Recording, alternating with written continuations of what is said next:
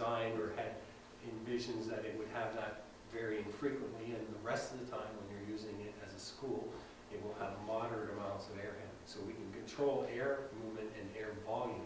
It can be normalized, so it's reliant primarily on how it was normally, like normal ventilation, windows open, everything else, those times of the year when it's comfortable to do that.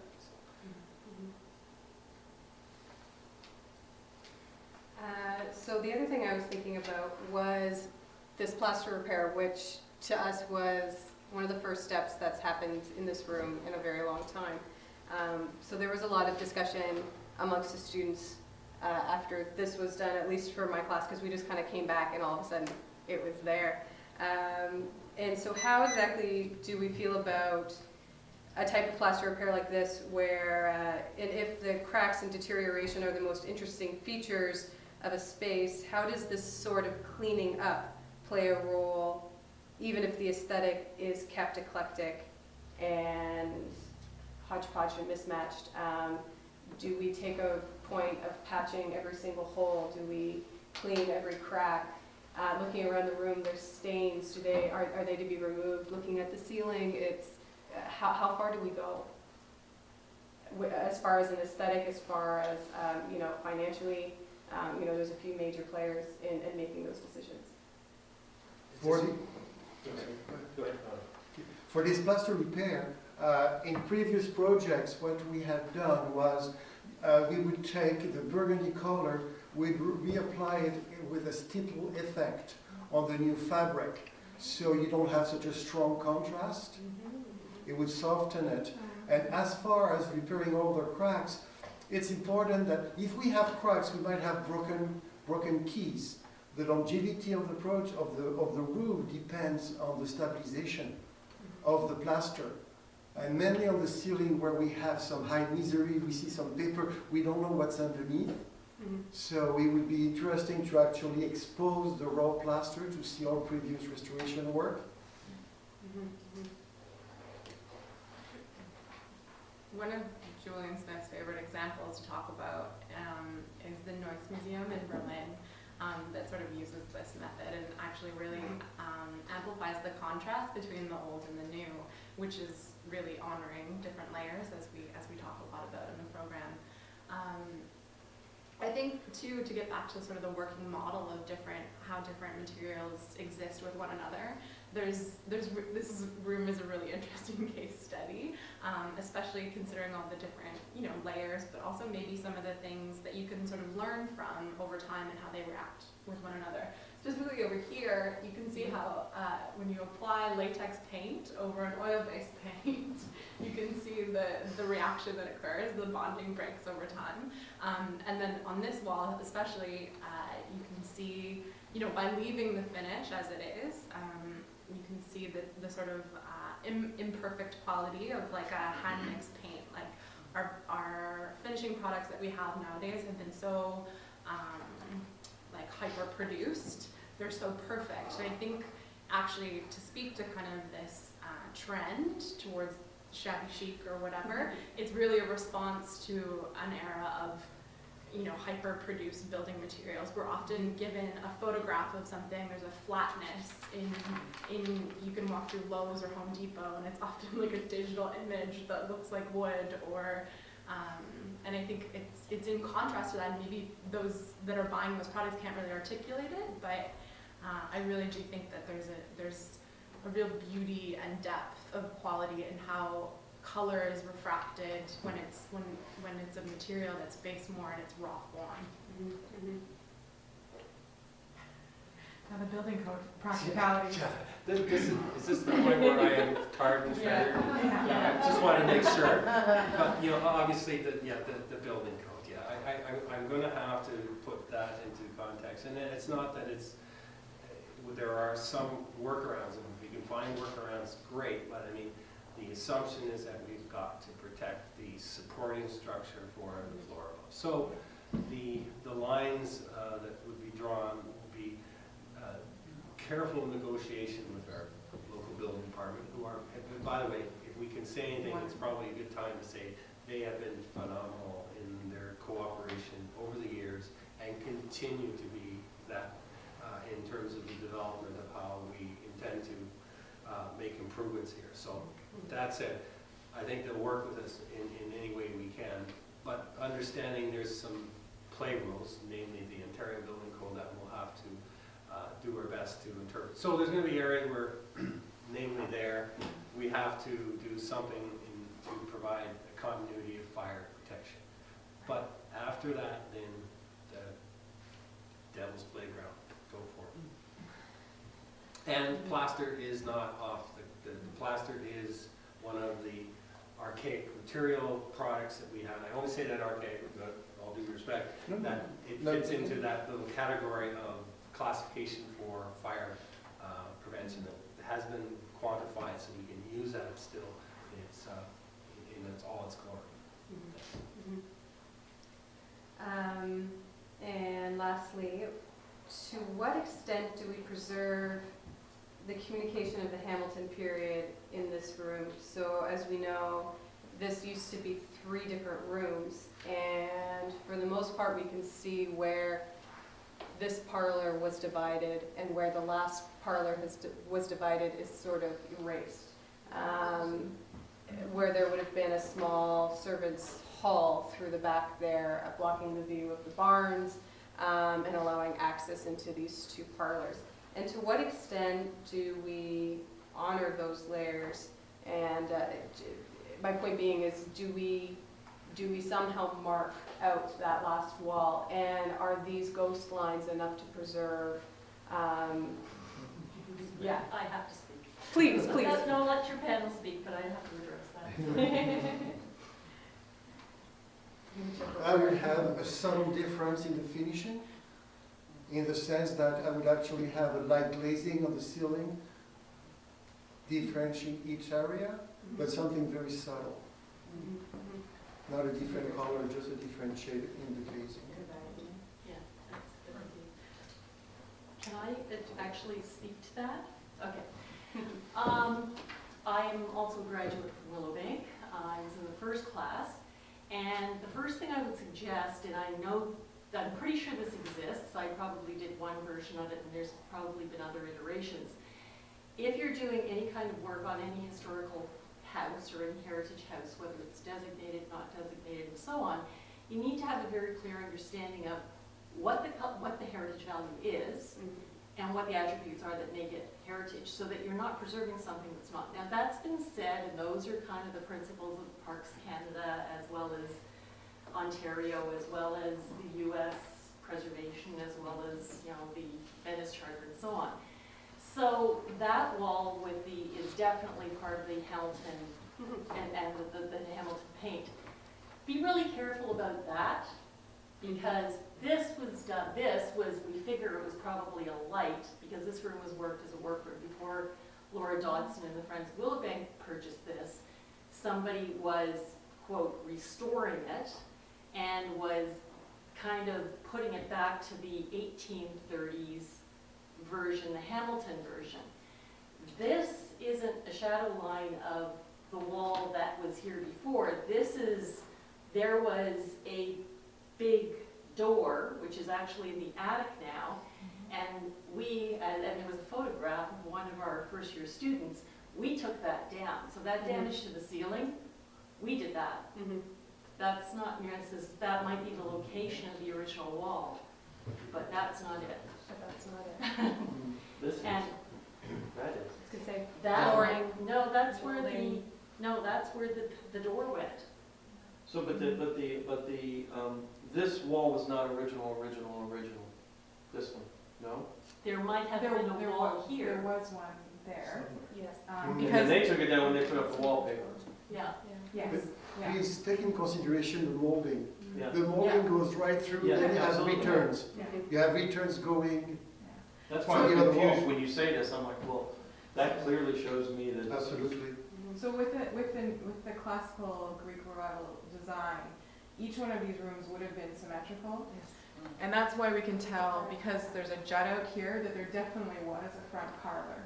Because this room would have been the exact symmetrical replica of the greeting parlor room on the north part of the building. So then this is later. So You're this, telling us. this is a The later, plaster molding is later than, yes, yes. so that's your answer.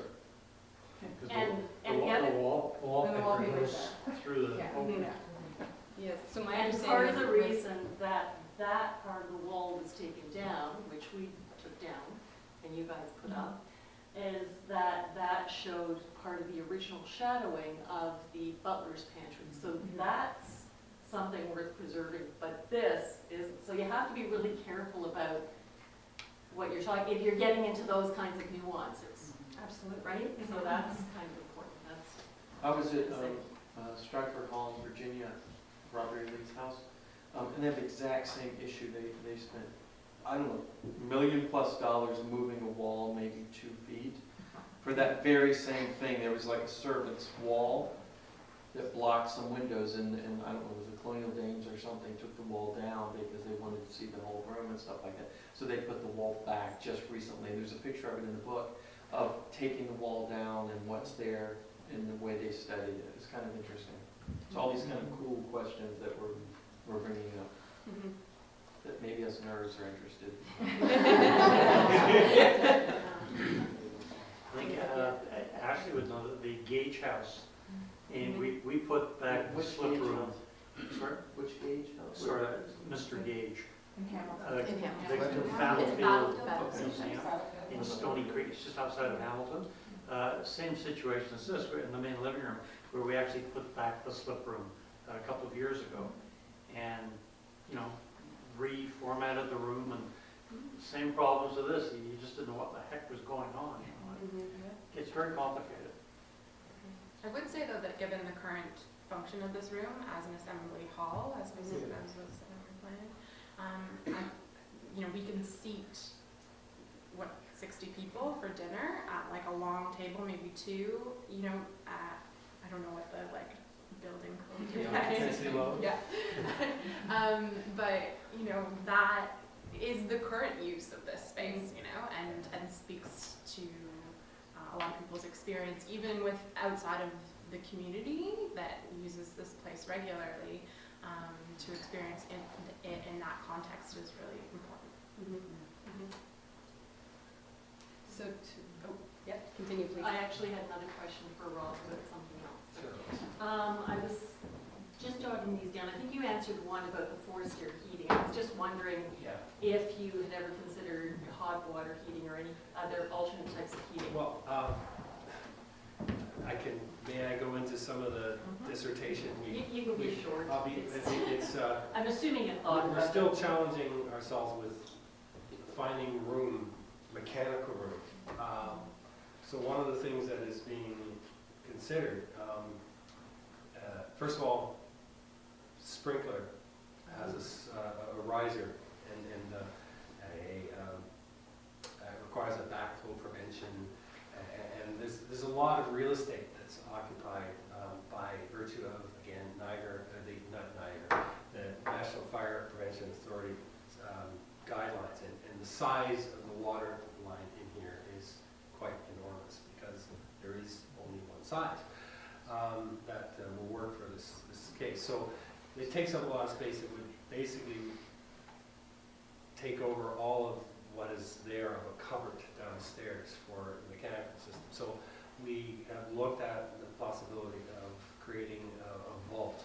That would be a very clear intervention, but something separate from the building, so we're actually preserving the artifact and creating a vault outside of the building that would house the sprinkler riser system. And in that thought process, because we're still very, very tight for space within that mechanical room, one of the concepts we are putting on the table, again, to be really beaten up in terms of the pluses and minuses of it, is a hot water heating system. In other words, a boiler that would allow for tube heating to air handling units that still use air as its conveyance for comfort, but it would take any gas-fired appliance other than our wonderful fireplaces that we'll save for Crystal, is that we take that gas-fired appliance component of the building and have it within a vault. And then we have an attic which doesn't need to have its own mechanical room, and we have the mechanical room, which has a much lower hazard than it has now, and we're able to use hot water in a way that would minimize the way of getting heat to these localized air handling systems. So we're minimizing big ducts, but we're still going to need some ducting to get the air distributed to zones. I'm sort of amused by this because in that Library of Parliament job in Ottawa, we went through exactly the same problems, only on a much bigger scale, and we ended up putting a vault actually under the library and actually tunneled down under the building 30 feet into the rock, took out 13,000 cubic yards of rock. This will only be 25 feet. It's Yeah, okay.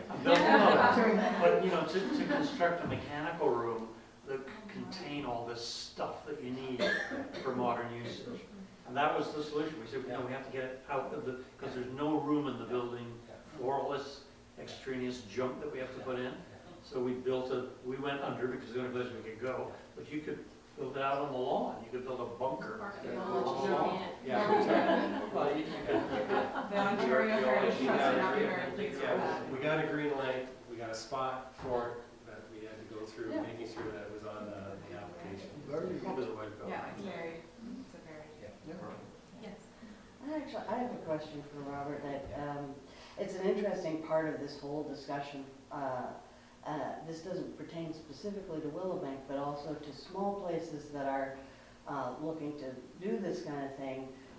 How do you, or do you see it as possible to work around some of these issues? Because I know places that want to open to the public, whether anarchic or completely traditional, are now required to have these certain building codes met and so on and so forth. When we're talking about, you know, vaults and tunneling and sprinklers and so forth in houses that were built in 1796, or elevators and so forth, how do you see, or do you see it likely that it's even possible for smaller establishments or smaller places to establish themselves without, you know, monumental fiscal donations and so on and so forth? That's a really, really tough question. It has so many facets to it in terms of funding, availability, or if this becomes, Well, you know, is assuming- it public, is it a private? Yeah. There's a lot of things that help us sort of start to take that journey, and the journey has a few turns and bends to it regarding what regulations it must fall under, the sizes, the change of use, all those things. So we're driven by Part 11 of the building code to a certain extent, and then once we get outside of that somewhat comfort zone, then there are alternative methods in the Ontario Building Code that provide us with some alternatives in terms of balancing out the hazard index of what the use is compared to what the original building is and what it is set up, so you can use some alternatives.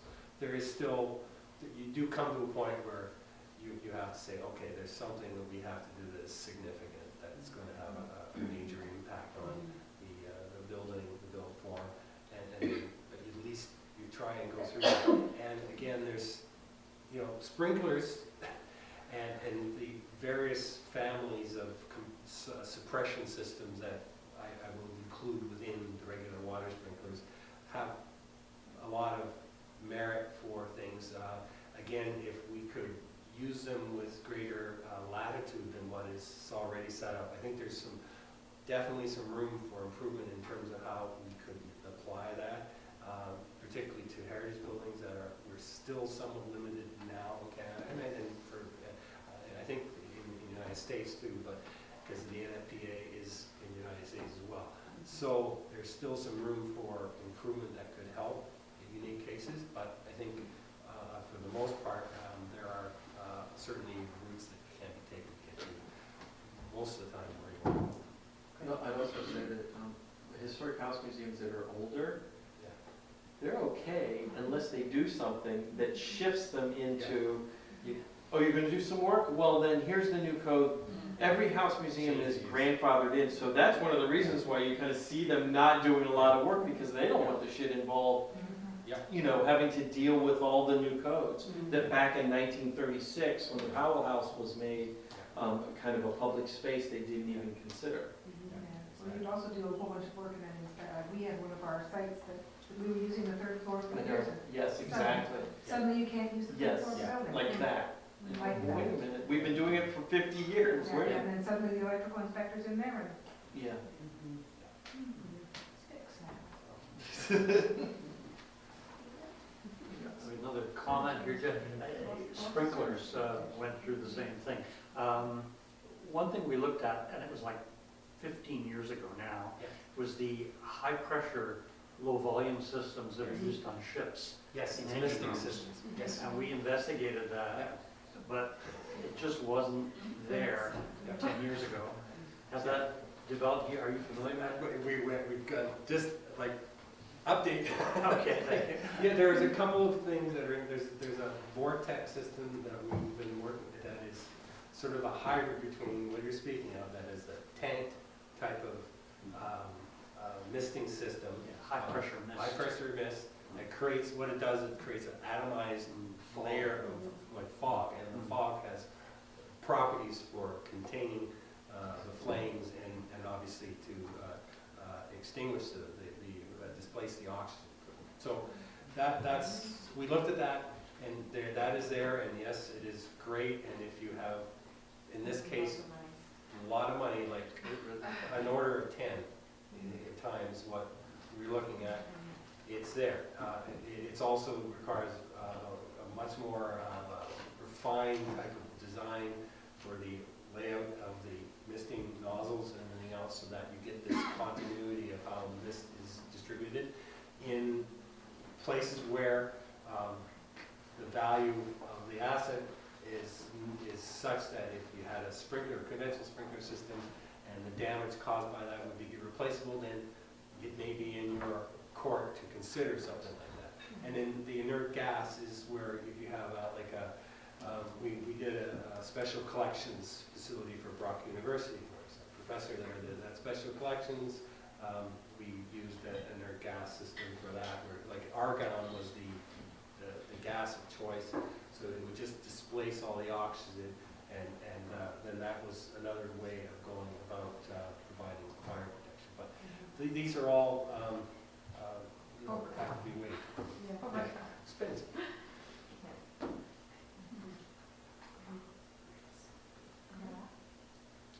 All right.